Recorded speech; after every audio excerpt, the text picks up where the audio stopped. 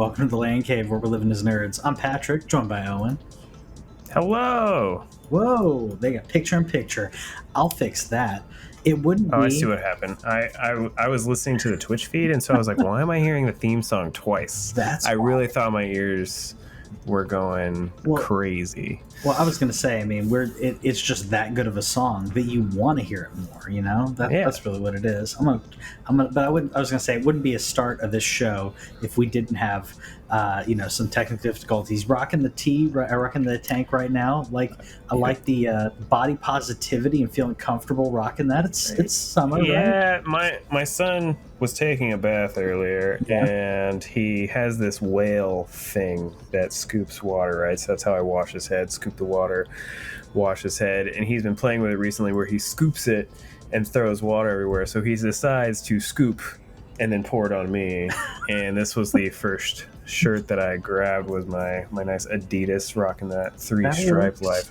But I will say, I have been working out a lot more in the past month, doing that home fitness action, and it's straight. I've got a little shoulder definition. Look at that. Seeing some straight. How those triceps treating you well? I don't know where that is, and so if that's where my shoulder so your bicep is here, and your triceps back up that's here. That's the other thing too. I was like, what is this line? Yeah, dude, that's your tricep and your brachialis something. I forgot. It sounds like a dinosaur, but there's a muscle that goes from here over here. So like grip stuff. Yeah, it's like all up in there. People think it's the tricep, but it's this massive or this very long strainy muscle, which is really cool. So do you have a gym thing? Do you have any digital memberships? I don't have memberships. So I'm digital memberships. I have a gym. We're back at the gym because we're vaccinated. I'm still wearing my mask. Just because of variants, you never know. Sure. If someone's like, hey, there's this variant and it's in the wild, and too late, you already have it. Also, out of respect to people, because I'm like, they don't know that I'm vaccinated. So anyways, I'm not going to get into that, but I wear my mask, got my hand sanitizers. Yeah, so I have my hand sanitizer, mask, at the and spraying off equipment and everything. But we're back at the gym. I don't have any digital subscriptions. I've thought about that. I have some yoga DVDs, which I've ripped and put on my Plex server and stuff, but I don't have any DDP. DDP yoga. I'm big on. Yeah, I've heard great things about DDP yoga, to be honest. It's DDP. For those who don't know, Diamond Dallas Page is a former professional wrestler, very positive guy, and that's one thing I like. It's very. I was gonna say. Cheers. He's a very positive guy. Brings that positivity, no matter where you are in your journey, right? So if you haven't worked out in 10, 20 years, if you've never worked out, it's like, that's cool. Here's a modified thing for you. He's really all about, doing what what's right for you, making sure you're not overdoing it.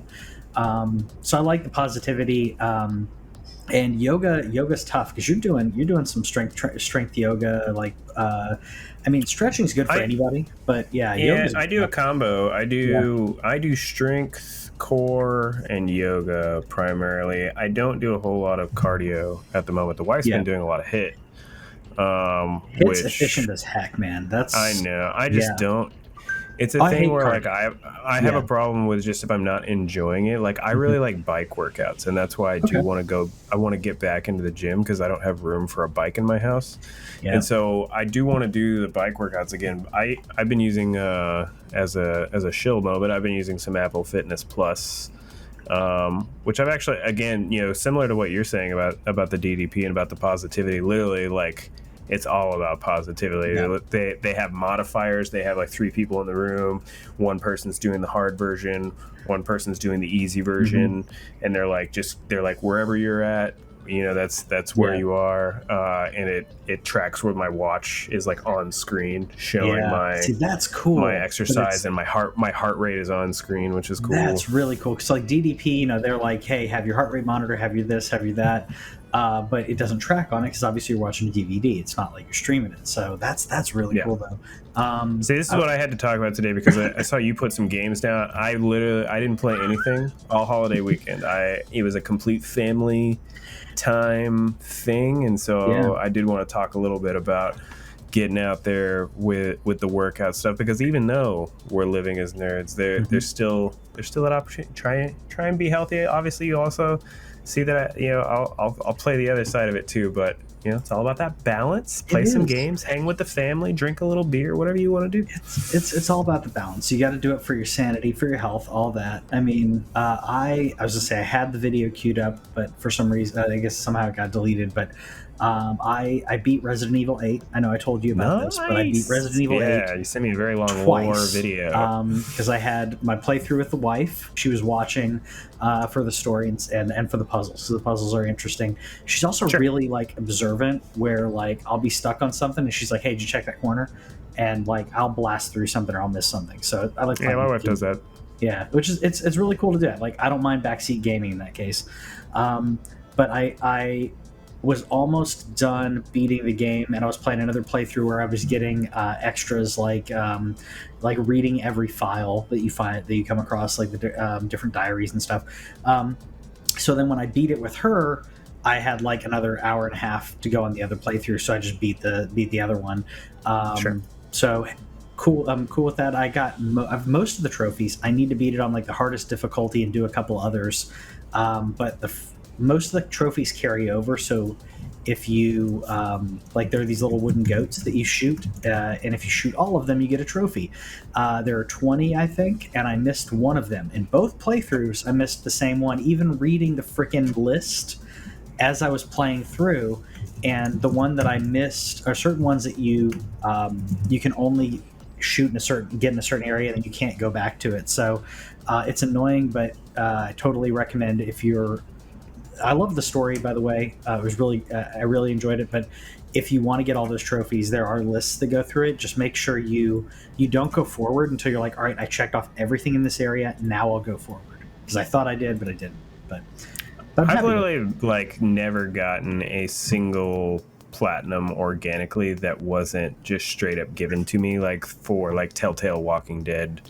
I think season 1 or something, where literally all you have to do is play the game, and you get a plat at the end. I've never gotten a platinum without a trophy list. For those of you who do get it naturally, good for you. I could never do it because I saw the other game that you're playing in Lara Croft Go. Yeah, and I'm gonna have to use a guide for this, to get all of them. I beat that game casually once. Which, by the way, Lara Croft Go and Hitman Go, I know that they're old games at this point, but incredibly underrated for puzzle games. But I literally went and bought it because you said you liked it, and I was like, all right, I loved. You should also check out Hitman Go if you have not. I've got it. Yeah, I've got Hitman Go. It's so good. The only thing is Lara Croft Go on the Vita is not good. So you play it on your PlayStation. That's how I'm playing it. It's the loading times are so slow on the Vita. That's what I was gonna say. But the puzzle, I beat it once naturally. Beat it. Had a great time, and then I went and got a list and got the platinum. The same thing with the Hitman Go. I beat it once without looking up any guides, and then I pull up the guide for the platinum. And so there was just no way that I was going to there's some of the little vases and stuff that I would just have never ever seen. Yeah, I was gonna say there's no way. I've seen some of the vases, and I'm gonna look it up because. Some of the vases, I can see them, and I'm like, I know it's right here, and I can't interact with it. So I figured it was something I had to go back and do. I have no idea yet, but you just have to hold your cursor on it. That's because I had ones that I found, and I was like, she's just doing this. Oh yeah, no. So you use right stick and throw the cursor on it, and it'll just hover over the vase. Yeah, so I knew it was either something I'd either unlock or I was just doing it wrong. So I'll definitely go back and do that. But I would definitely play it on PS5. The load time on Vita is atrocious. It's trash. It's trash to the point where, and honestly, I was thinking this earlier. It was to the point where I was like, maybe I'll remote play this with my phone because if I remote play it with my phone, I can still play handheld. I did that, honestly. It plays better. It plays better remote playing for my PS5 than it did on my Vita. And that's what I was like, I'm probably going to end up doing that. It's okay. We're not. There was just something about the game where they did not optimize it well for Vita. There's something wrong with it. It has to be. I was going to say at first, I'm glad you mentioned it, because when I loaded it the first time, I kid you not, I think I waited 45 to 50 seconds for it to go through the second or third logo. Like, I'm just waiting for logos to load before I'm like, what? And in the world of PS5 and Series X, I can't do it anymore, dude. I legit, like, I played one level and I was like, nope, uninstall. I didn't uninstall it because I don't want to uninstall anything on the Vita. But I went, no, I'm literally never going to open this again. It's just going to stay on my memory card because I am not going through the process of downloading my Vita library. Yeah, sorry. And the timeline note here, I thought I hit there we go. Just making sure I bleep that out later. We did get Dragon Quest anniversary going on, though. I know, shake your head because I cursed. It's a clean show, ladies and gentlemen. It's a clean channel. We try to keep it clean. We did have the Dragon Quest anniversary last week. We had 2 anniversaries last week. This is the first one. This was the better one of the 2. This was. I was bored, and I will say this: I'm a bigger Sonic fan. I'm not a huge Sonic fan. I was about to say that, but that'd be a lie. I love Sonic. I've been a Sonic fan, OG Sonic fan forever. But at the same time, like newer Sonic games, Dragon Quest. I've played one Dragon Quest game. 11? Dragon Quest Builders. Oh, Builders. Not even 11. And that doesn't even count. I thought about picking up Builders now that it's on Game Pass. Builders is fun. It's very like chill Minecraft, except you actually have stuff to do. Mm-hmm. Like there's actually things to do and quests to do and NPCs and stuff, as opposed to Minecraft where you're just doing things to do things, which is still obviously valid and fine. So they did announce some games. So this is Keshi, puzzle game coming to mobile. I'm gonna kind of go through these a little quick because there's a lot. Honestly, there's not a ton of exciting stuff. Not a ton, but some interesting things at least. Like I said, it's not a ton. But Dragon Quest X, new version 6 coming on. So good on them. I don't know if you know anything about Dragon Quest X. It's the online, so it's basically like the Final Fantasy XIV and Final Fantasy XI version of Dragon Quest. It's not available here in the West. They are making. I didn't mean to even like steamroll you on this one. It's just because I'm a little annoyed. I think like. After the success, and I have 2,500 hours into Final Fantasy XIV. After the success of Final Fantasy XIV and how big it was in the West, I have no idea why Square just doesn't do this. And Phantasy Star Online 2 came out here and is being remade here. That launches this month. Super excited to check that out. I think it's available for free on Game Pass, so I'm going to be checking that out. Even though I don't have time for MMOs anymore. But I don't know, what are you doing, Square? Like, why don't you want to give us this game? The Dragon Quest world is so jolly that I don't know why they won't bring it, but they are making an offline version of the game. So they're making a single player version of Dragon Quest X, which is a little confusing, but I kind of wish that they would do that for Final Fantasy XIV. I would totally play it. I would totally play the offline version of Final Fantasy XIV at this point. To play through the most recent expansion, it would be awesome. And so if you want Dragon Quest X to come to the West, go bug Square and tell them to bring the offline version over here, and just tweet them incessantly every time you think about Dragon Quest. You just tell them to bring it over. At least the offline version. I mean, then you can you have localization, which I know that obviously there's still some money that has to go into localizing and everything, but at the same time, it shouldn't take that much. When I don't think that 10 isn't voice active. Well, actually, no, 10 is voice active. I would have to know. You would what? I would have to look it up. I don't know enough. Yeah. I was going to say I don't think that it is, but whether it is, if it's voice acting, you want to save your money, just throw some subtitles on it. We will buy it. I was going to say normal people will buy it. The weebs will of course buy it, but it goes without saying that there's a bigger market for these games than they let on, and you'd think they've learned by now. And I didn't mean that in a slight. I just mean there's enough people who love anime and love it's not It's not something that's like, I was gonna say like you and me both. Like I love anime, but I love anime games. I love video games. Sure. Like I don't watch anime, but like I love me some weeby video games. I'm playing Trails of Cold Steel right now. Yeah, and so there's enough out there.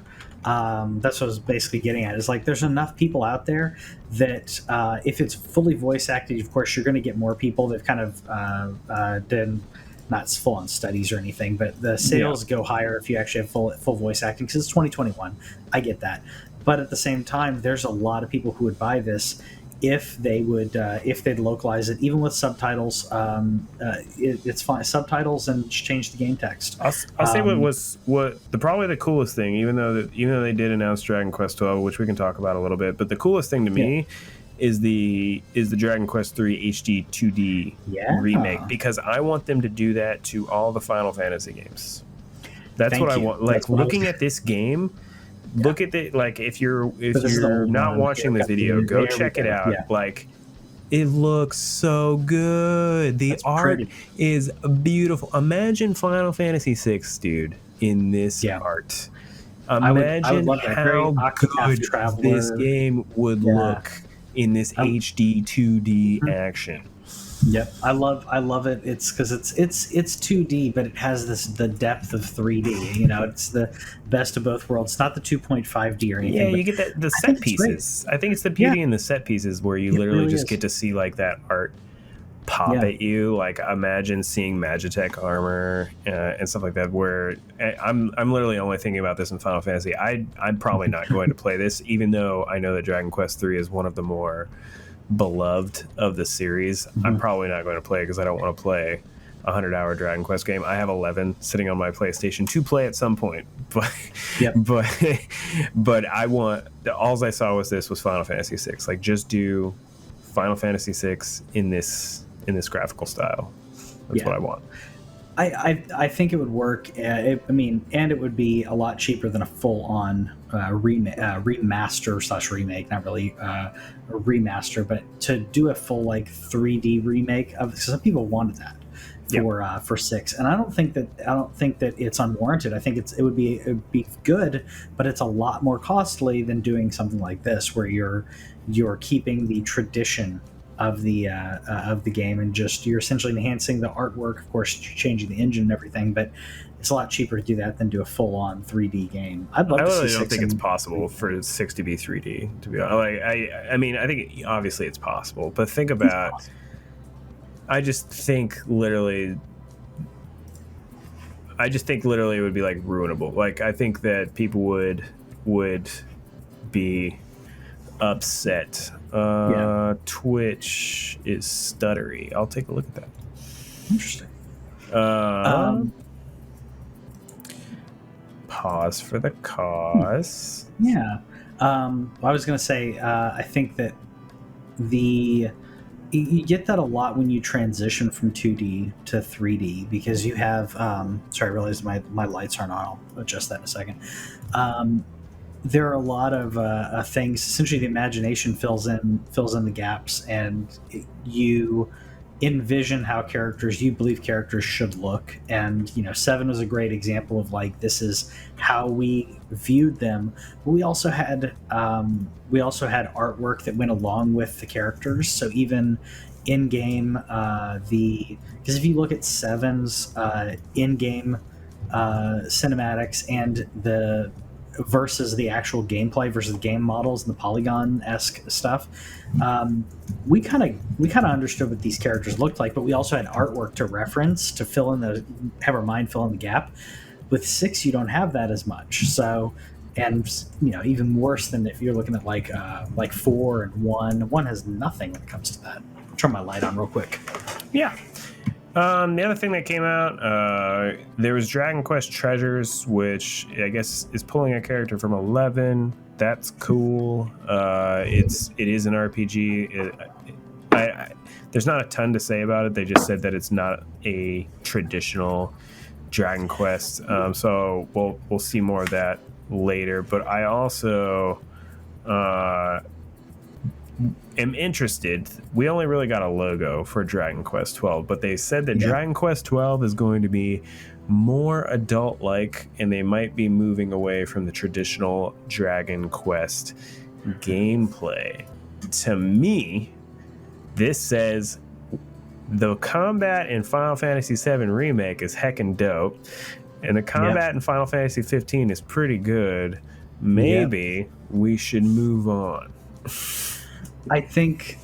You think that's what they're not? You don't think they're referring to subject matter? I mean, I think that's honestly the part that concerned me. But I was specifically talking about the combat. But in terms of the setting, that does concern me, because the vibe of Dragon Quest has always been super colorful, super like there is some like seriousness and everything, but everything about it is.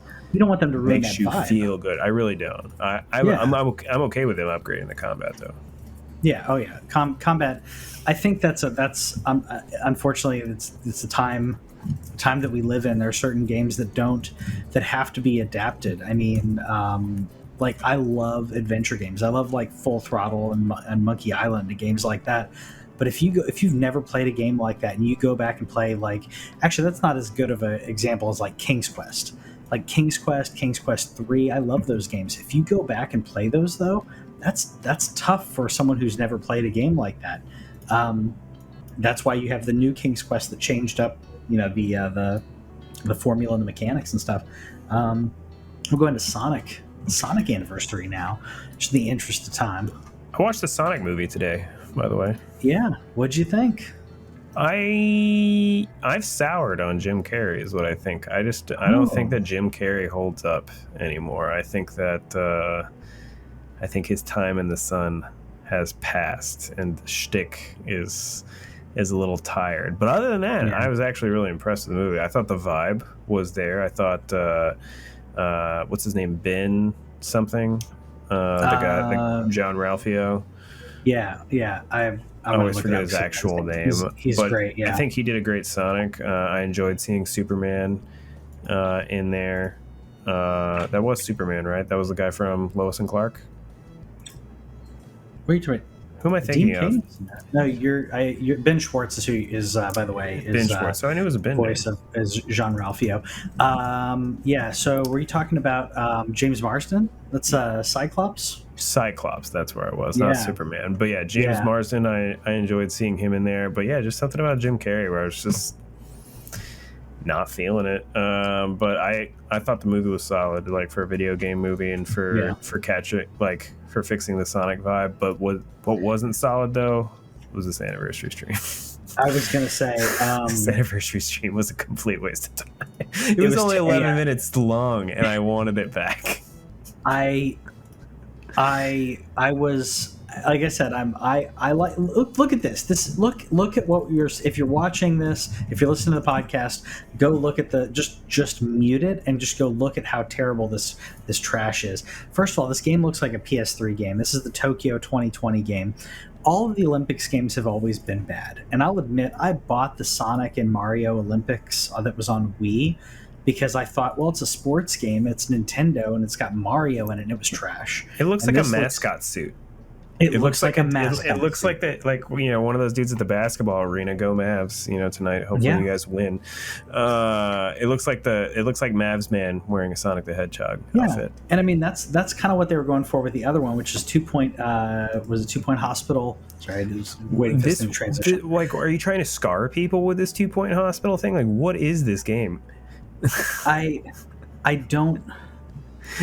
So I understand what 2 Point Hospital is, but is this the right one? Hold on, I'm just making sure it's playing the right trailer. No, apparently it's not. But no, the 2 Point Hospital, like having Sonic in this, and they specifically say, oh, it's like you can dress up your hospital workers as Sonic. Like that's the goal of the game. Is apparently 2 Point Hospital is like a hospital sim, and you can dress the people up as, again, it looks like mascots. Your people are dressed up as mascots. I guess it makes sense with this, but I would think the Tokyo one, you can break the fourth wall a little bit and just be like, well, it's it's Sonic, and Sonic happens to be in the Olympics. Make him a freaking hedgehog. Like, I don't. you can do that nowadays. This looks like, oh, I went to a hospital and my doctor's dressed up like Tails. I don't know who is this for?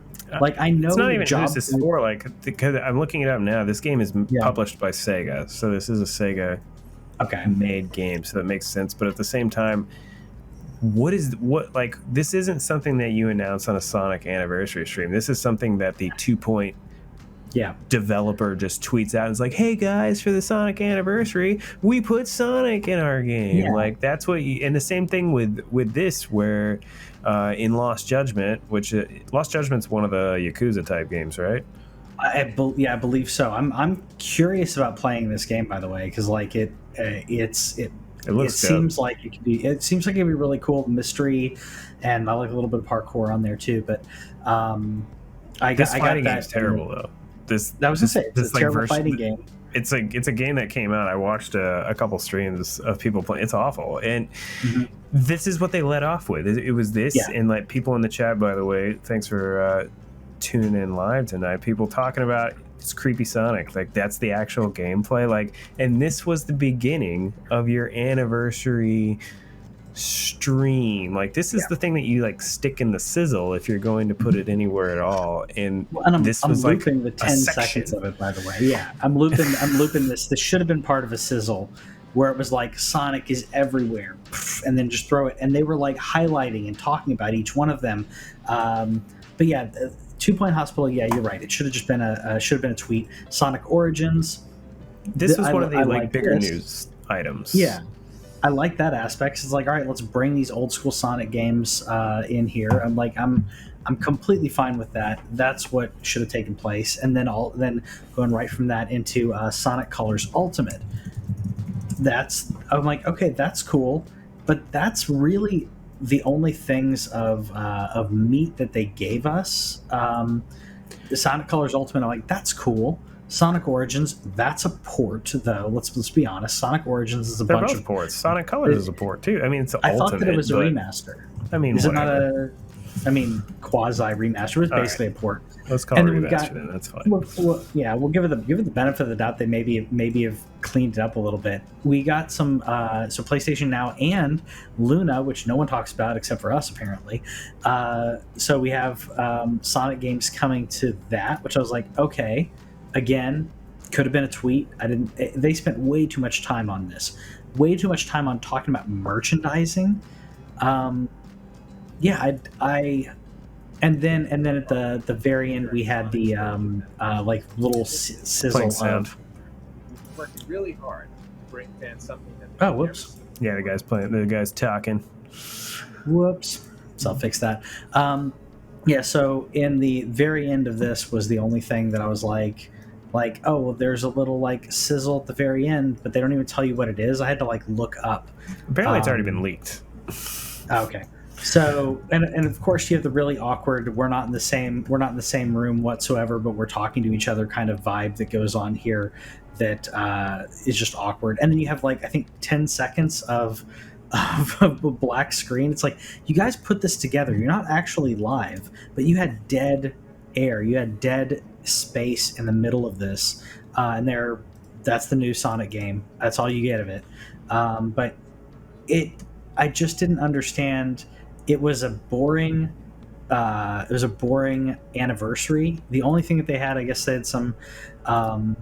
had some merchandise, but the entire time I'm looking, like, I think they spent 7 or 8 minutes on, not 7 or 8 minutes, sorry, like 2 or 3 minutes on different merchandise. Like, I don't care. I mean, and I get why you have to throw that in there. Like, that's, part of the way that you make the money. It's just that there was no substance. Like, literally the best thing that we got anything out of was Sonic Colors Ultimate, which is a 2010 Wii game. The game is 11 years old, and while I'm excited for a remaster, we're getting a remaster of Skyward Sword next month that I'm very excited about. But if they were going to be like, we're just celebrating Zelda's anniversary, here you can buy this Zelda keychain, here you can buy this Zelda whatever for your cell phone, and then and we're doing this remaster, like, it still would have been disappointing. So this isn't just because it's Sonic, it's just the fact that there's nothing, and then they're just like, oh yeah, and here's Sonic running through a field, so we have no we have nothing to say about it. It's just, here's a 3D, you know, just to let you know we're making a 3D Sonic game, which is cool. But if you don't need to do an anniversary to do an anniversary. I really want a Zelda anniversary thing this year. I'm still waiting for it. I'm hoping that it's a part of the Nintendo Direct that got announced today that is going to finish off E3 on June 15th. I hope that it's acknowledged. But if they're going to do it like this, then just ignore it. Don't even just give me Breath of the Wild 2.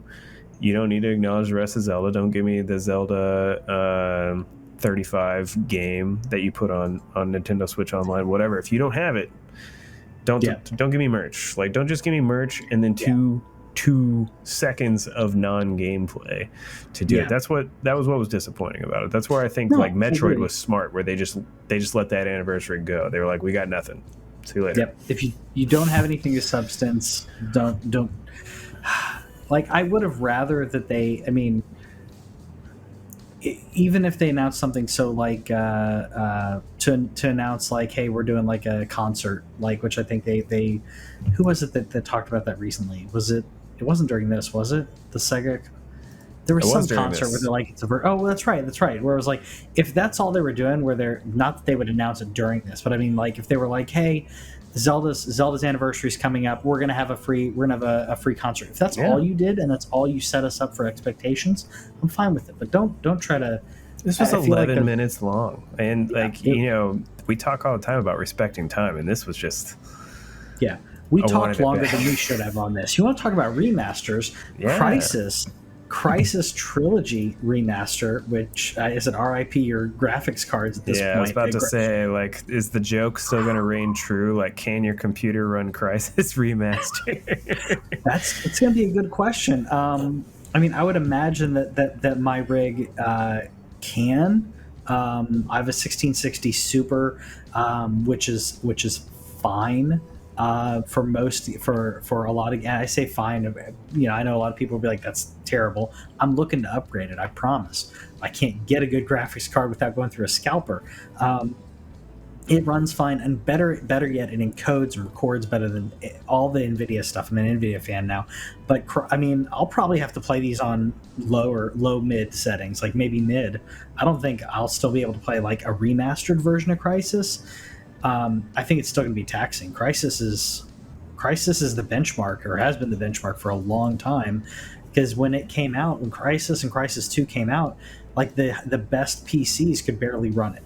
And I don't know what's left of this one. Like, Crisis was cool and it has its day, and it's still, like, in terms of a single player shooter, it was a lot of fun, but they did Crisis Remastered 1, and then now they're just dropping the trilogy. So I was like, why didn't you just not do 1 and drop the trilogy, unless you just needed that capital to come in? But like, when can we just move on to Crisis 4 or New Crisis or whatever you're going to call it?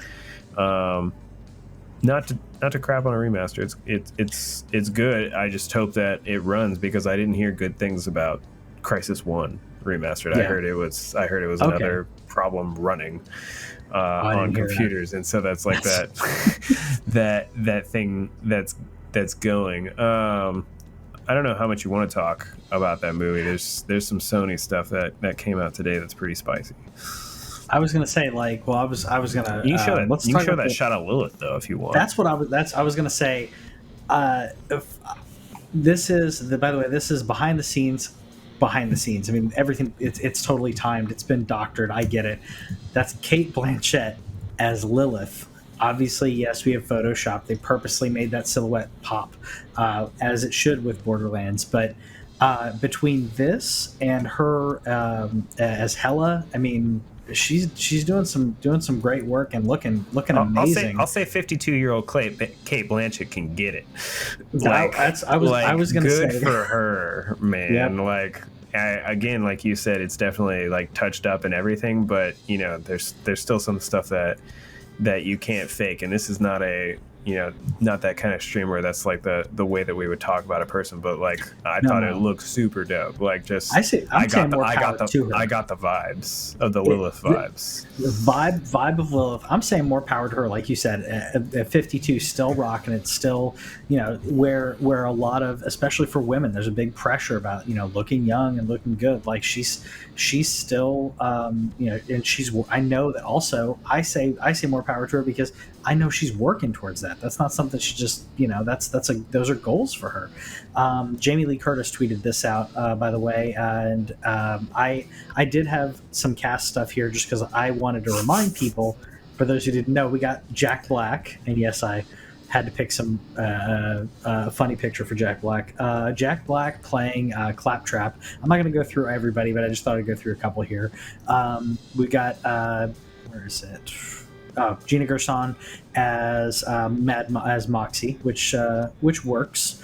Jamie Lee Curtis as Tanis. For those of you who know these characters, that actually means something to you. Benjamin Brian Davis as Marcus. So you'll know him from voice talent from Red Dead Redemption 2. For those who don't know, relatively newer to the scene, who I don't know anything about her, but Ariana Greenblatt is going to be Tiny Tina. Yes, I wish it was Ashley Birch, but I get they actually want to have a kid for it. And then as where is it? Kevin Hart as Roland, and Cate Blanchett, as we mentioned, as Lilith. That's a cool cast to me. It's an expensive cast. That's expensive. Like Kate is not cheap. No. Kevin Hart at this point is not cheap. I don't know about Jamie Lee. She's been around a long time, but like,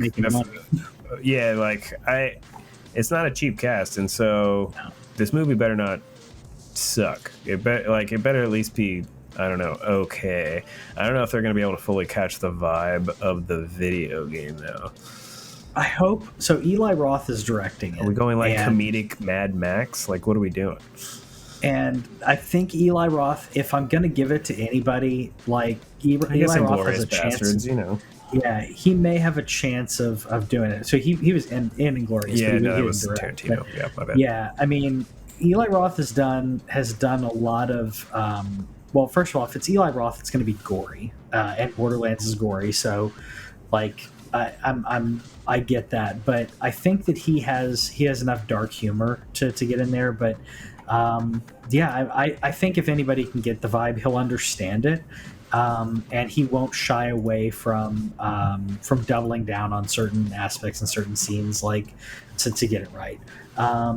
So that's all I wanted to say about it. I will also slightly mention there's some controversy going around with Borderlands 3 right now, where it is going to be crossplay coming up here soon, but not on the PlayStation.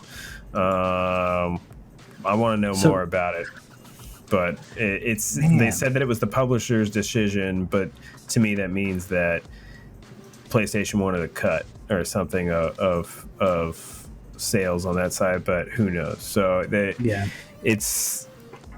it wasn't a good look, where it obviously seems like it's PlayStation's fault, but with Gearbox and with what's his name over there at Randy Pitchford. Yeah. I'm not necessarily going to give them the benefit of the doubt these days. So I'm not either, and that's where I'm like, I have to separate myself a little bit in that, where it's like I appreciate the work, I appreciate the art, I appreciate everything that goes into the games, and I have to separate that from the way that I feel about him and others that have worked or do work at Gearbox. I've been a fan of Gearbox since the first one.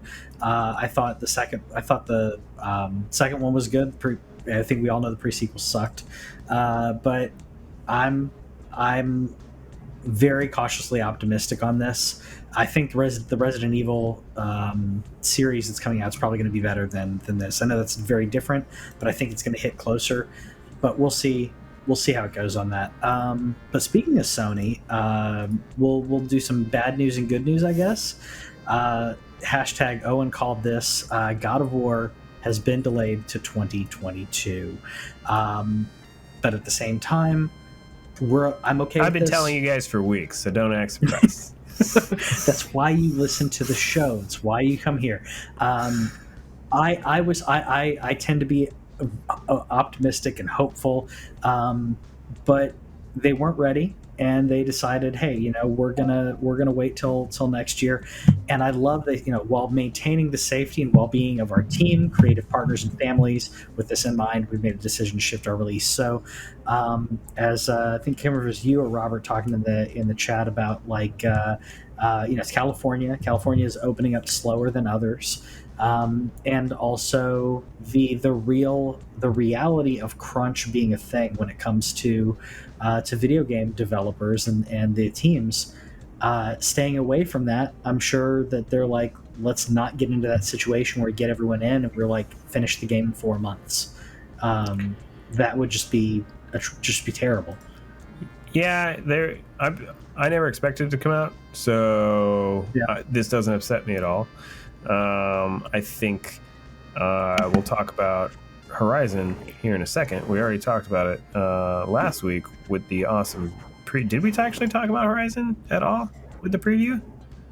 Or was that after our show? Oh, no, so there was a Horizon preview last week. So we'll talk about that in just a second. So with Horizon not being out yet, there was no way that God of War was going to come out. So we've already seen Horizon twice now, as of this last week.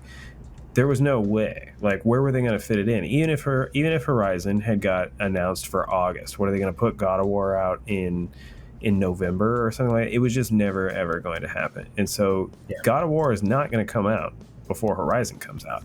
No, you're right. You're right.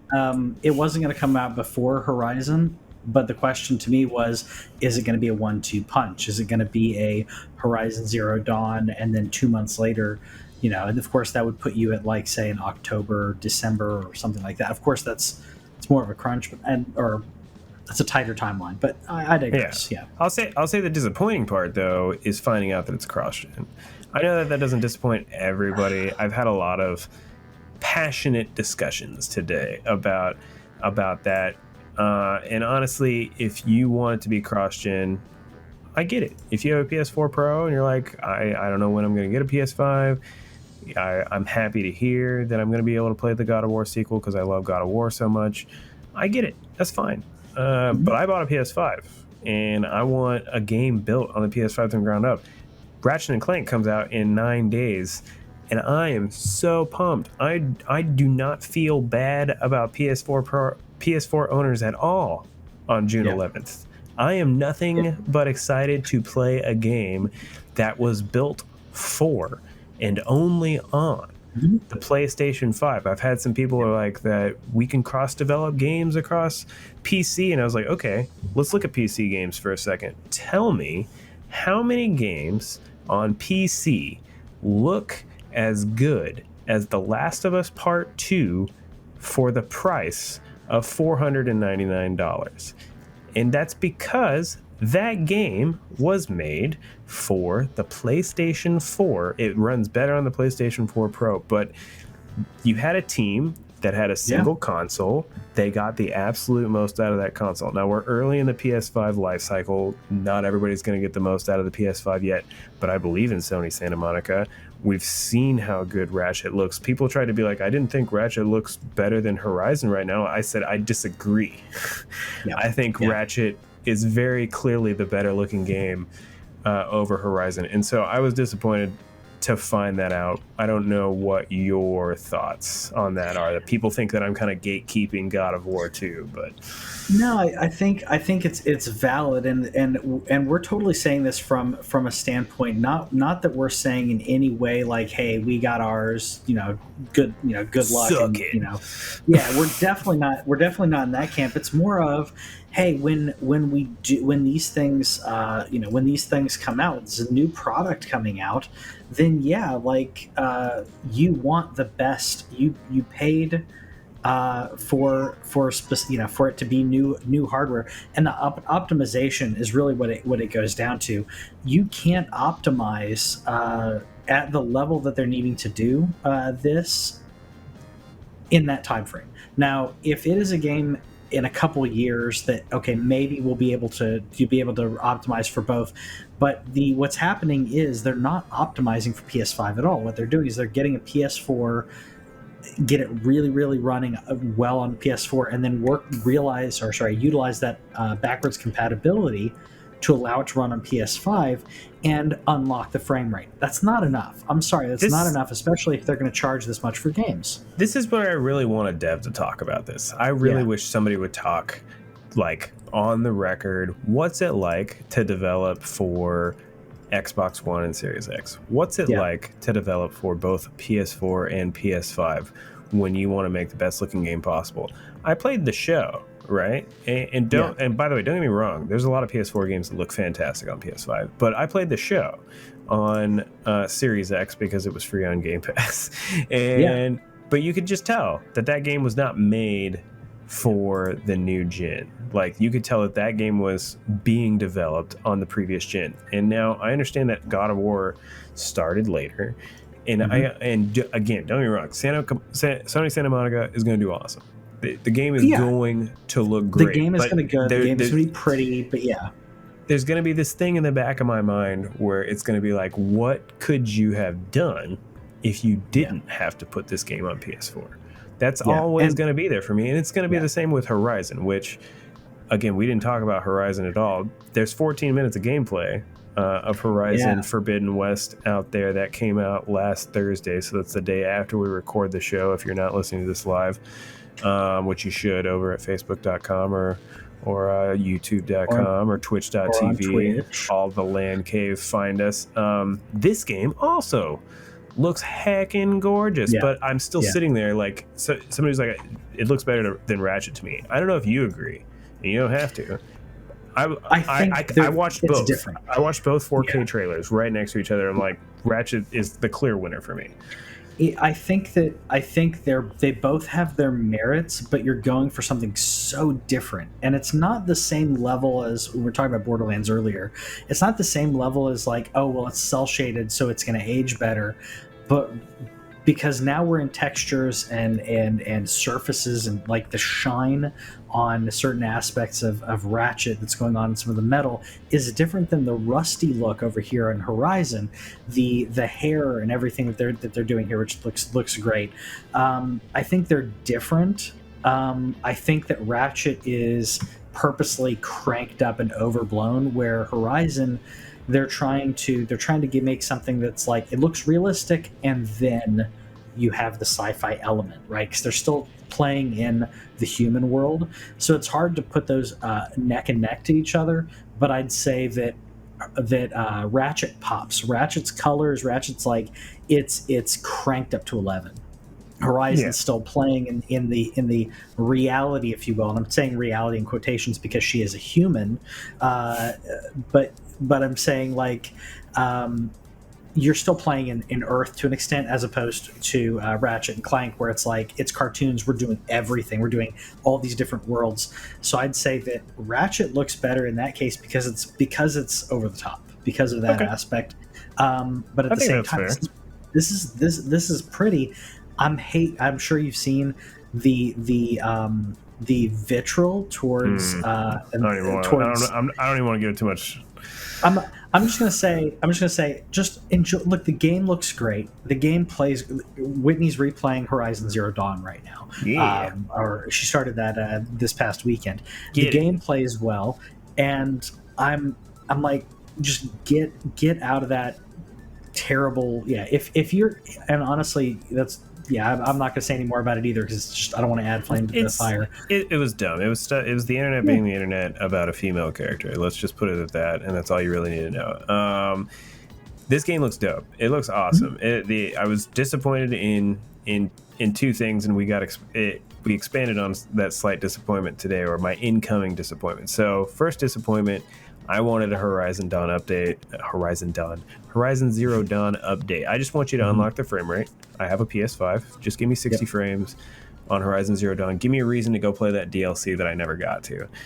So I have the Frozen Wilds. I have it downloaded. I've just literally I played through the main story because I wanted to finish that game, and I'm so glad I did. It's such a great game. Everybody should play it. We got it for free a couple months ago. But I wanted them to unlock the game. We got a Days Gone update on PS5, which good for Bend, and it looks great. We got a Ghost of Tsushima update awesome. At some point soon, we're going to get a Last of Us 2 update. Just unlock my frame rate. It's the same thing with every PS4 exclusive Sony game should just go hit the switch and give me 60 frames. I don't understand. So I was a little disappointed in that. Secondly, I said last week we're going to find out when the game comes out. I said, I believe on the show, that I thought it would come out in September.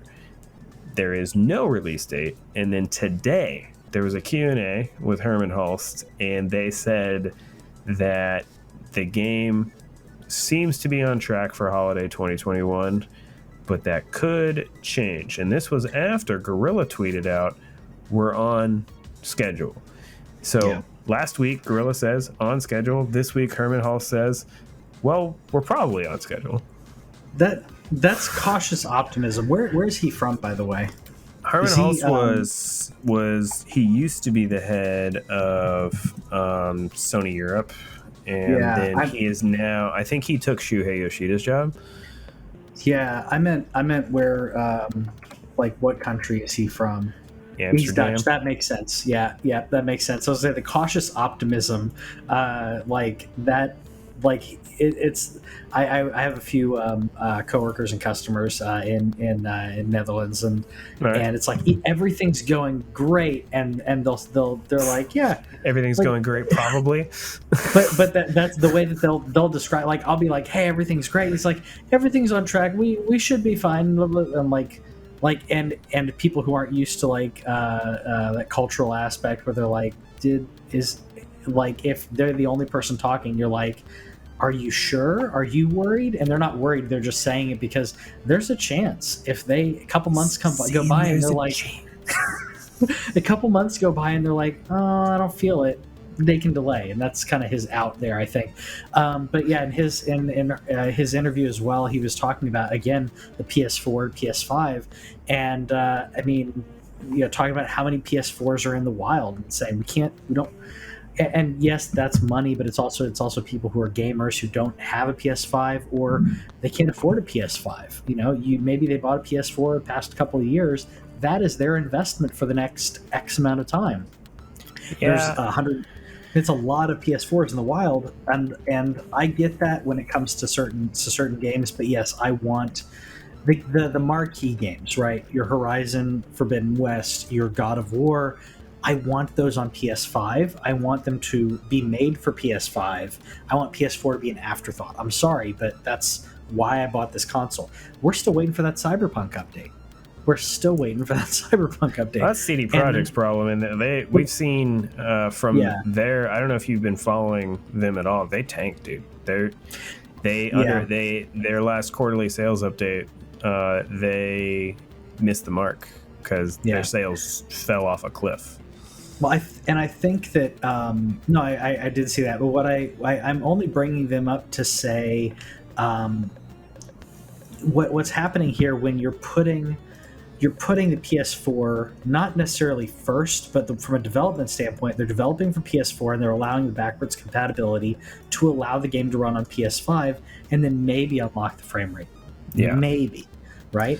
That's the bare minimum, and the developers are getting away with that, and they're going to get away with that because no one's saying anything. That's why we say these things, because if they're just allowed to do that, they can make the worst, unplayable trash like Cyberpunk was at launch, and if no one says anything, then that becomes the norm. And yes, we can do patches nowadays, but it's not. We shouldn't have to patch everything.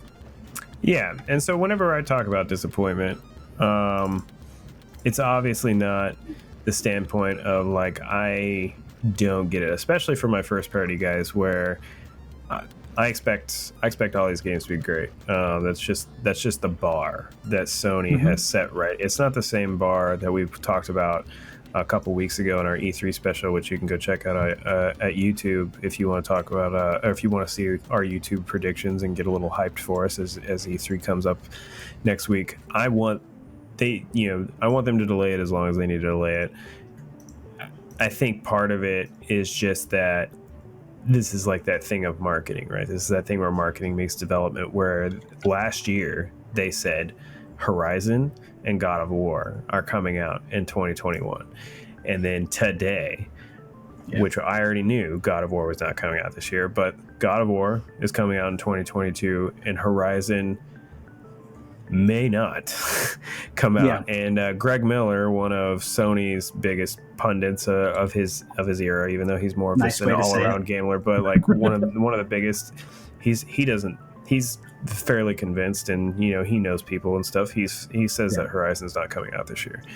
That is disappointing from a hype sense. It's not disappointing from like a thing of like, I'm not gonna buy the game, dang it, Gorilla, I hate you, I'm gonna send you mean tweets. There's no way that that's ever going to happen. There's definitely some things where I have said some things about Sony and Jim Ryan and them saying they believe in generations. That's the big joke today after hearing about God of War being cross-gen, is that was clearly a lie. That's something to call them out on, but I would never say a bad thing about Guerrilla, because they made an amazing game with Horizon. I'm excited for Horizon 2. I'm just disappointed from a hype standpoint. Hopefully, however, that means that Breath of the Wild does not just kick Horizon's butt like it did 4 years ago, because I was actually a little scared of that.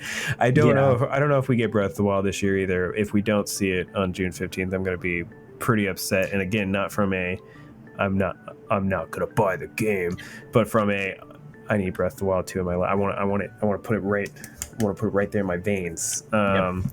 So hopefully that just leaves room for Breath of the Wild 2 to come out. Some other stuff that came out from this chat: GT7, Gran Turismo 7 is also a cross-gen game. Me and Patrick, I don't think, are big car people. Nah, not. I mean, not really. I mean, I've played so many racing games, but Gran Turismo is a great game, and also one that pushes graphics. I mean, that's where I was a little surprised it was cross-gen. Yeah, that is a game, that is a marquee game that I would want, and I would imagine that the fans of the series want that to be as good looking as it can be. And the reason, and we say this because the developer could be developing simultaneously for PS4 and PS5, but the chances of them doing that, the expense of doing that to the devs, I don't think they're going to do it. I'm sorry, I'm going to be pessimistic there. I think they're going to do the bare minimum to get it to work. They're going to get it to run on the PS4, and it's going to look marginally better on PS5. That's how I feel about it. I think it'll look great on PS5. I just don't know. Again, we'll see. I think it's one of those things where it's not going to look like a PS5 exclusive. I think it's going to look terrible on PS4 though. Oh yeah, it's gonna look terrible on that. But also, like, I mean, Ratchet's coming out. Ratchet's coming out in like in a week and a half, 9 days. 9 days. Let's go. And I was gonna say, I've played a PlayStation 5 exclusive made for the PlayStation 5. Yeah, I haven't yet. You haven't, other than Astro, which Astro's wonderful, by the way. If you have a PS5 and you've not played that game, or if you've neglected it, go boot that game. You're hurting yourself. Yeah, I'm trying to get the wife to play it. I had several people tell me, like, I just don't like the aesthetic. Play the game. It's so good. Go play it and keep playing. The more you play it, the better it gets, and the more good feels you get. Yeah. Whether or not you have the nostalgia, it's such a solid game. I was gonna say Bug Snacks, I don't really count. So I've played Demon's Souls, but nothing else has been PS5 only.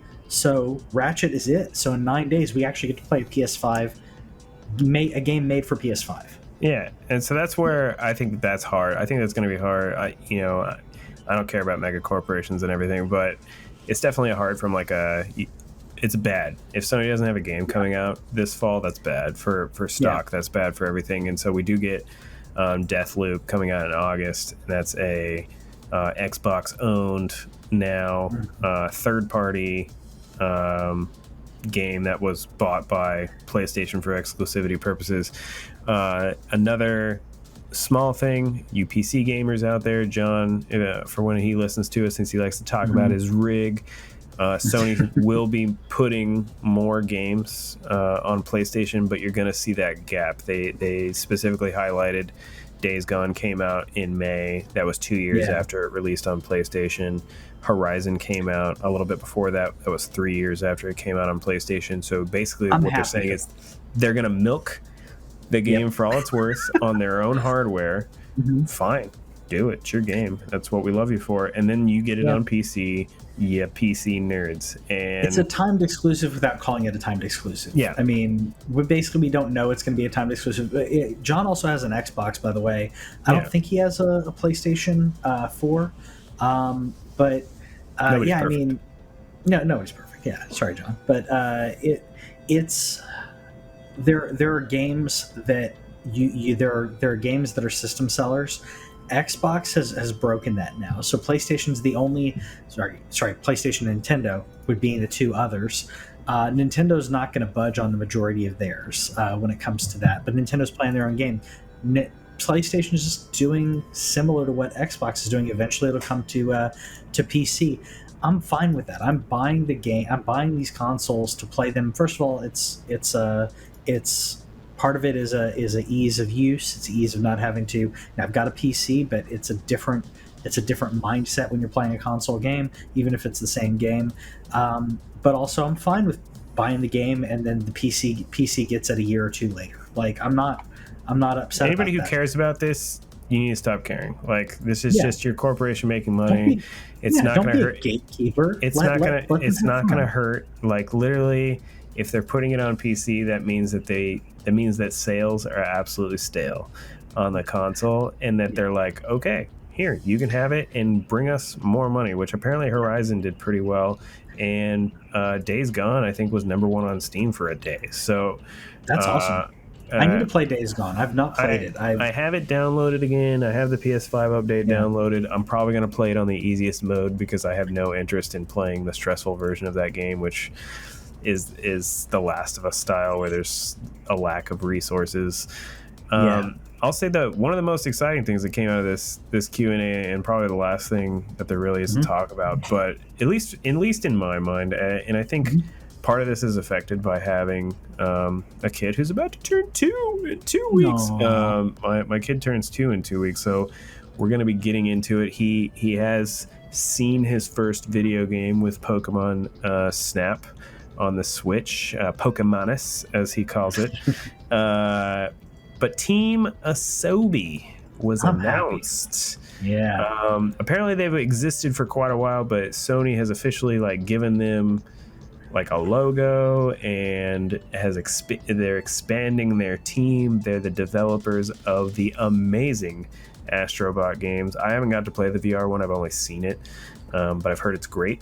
And then Astrobot on PS5 is fantastic. It was one of my favorite games of last year, and it's free with the PlayStation 5. It comes downloaded onto it already, so it's just a great game. But it is the fact that they're talking about that they're going to be looking into kind of these, I don't know, inclusive experiences. They're not looking to let anybody out. So to me, that says, hey, we recognize this is a great family-friendly character. I think it's an amazing mascot to use. I think I think Aloy's great. I think that Kratos is great. I think that Ellie's great. But in terms of somebody that you can really Mario it up around, I think Astrobot is an amazing mascot where you could literally just point to him and just make him your fun PlayStation guy. I think he's more accessible than Sackboy in a way, just because I think his name is a little better than Sackboy. I think Astro is just better.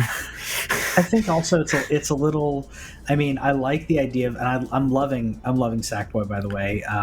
But I want to buy it. It's finally on sale a little bit, but I want it to go a little cheaper. Yeah, I get that.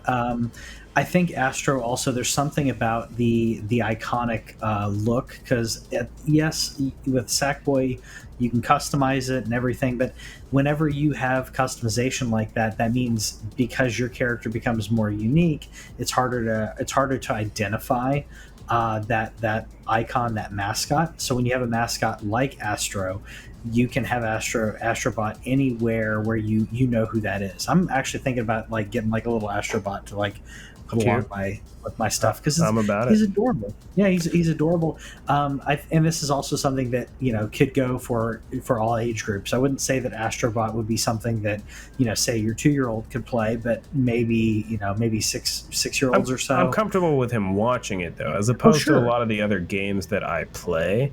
I play every PlayStation exclusive pretty much, and the majority of those are M-rated games. Like every game, think about the last game, like Ghost of Tsushima, M. The Last of Us 2, M. Horizon's going to be M. God of War is going to be M. And those are all games where I play those games after my son goes to bed. And I'll put on some teen stuff, but like literally that's where like Pokemon Snap, one, it was accessible because it's super chill and there's not a lot of stuff flashing on the screen for him to kind of get overwhelmed by. That's why that's part of it, but also it's just this is a G-rated game or as a E-rated game as they do the thing. So even if he isn't prepared to play it, I would at least be able to show him it. And I tried to show him it last year when I first got the PS5 and he wasn't interested. I should probably bust it out again to see if he would like it now.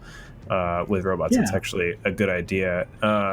The other thing that Asobi said that they are really excited about is that they like messing with the tech of the PS5. So that tells me that there is going to be an Astrobot for PSVR 2. That's automatic. You can if you haven't played Astrobot, you should. But what they did with the DualSense was awesome. It's a great showcase for what the controller can do, and they said that they're still working on that. So maybe we get an Astrobot sequel on PS5. That'd be great, and maybe we get a PSVR 2 game. I will pay for an Astrobot sequel. I mean, it's good. The people who enjoyed this game will totally pay.